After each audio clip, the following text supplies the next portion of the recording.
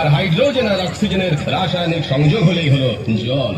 শুনছেন তো? আগে হ্যাঁ, সব শুনছি, কিন্তু একটু খাবার জল যদি দেন তাহলে আরো মন দিয়ে শুনতে পারি। বেশ তো খাবার জলের কথাই নেওয়া যাক না।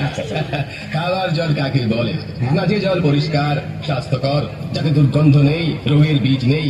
কেমন? হ্যাঁ, এই দেখুন এক শিশির জল। দিন খাই। ব্যস্ত হবেন না। দেখতে মনে হয় বেশ পরিষ্কার, কিন্তু অনুবীক্ষণ দিয়ে যদি দেখেন, দেখবেন পোকা সব কিলবিল করছে। কেঁচোর মতো, কৃমির মতো সব পোকা। এমনি চোখে দেখা যায় না, কিন্তু অনুবীক্ষণ দিয়ে দেখায় এত বড় বড়। এই বোতলের মধ্যে দেখুন, ও বাড়ির পুকুরের জল। দিন খাই। ব্যস্ত হবেন না, আমি এইমাত্র পরীক্ষা করে দেখলুম ওর মধ্যে রোগের বীজ সব কিচকিচ করছে। টাইফয়েড, কলাউট, ঘেউ জল। ও জল খেয়েছেন কি মরেছেন? এই জলটায় কি দুর্গন্ধ দেখুন। হ্যাঁ, পচা পুকুরের জল ছেঁকে নিয়েছি।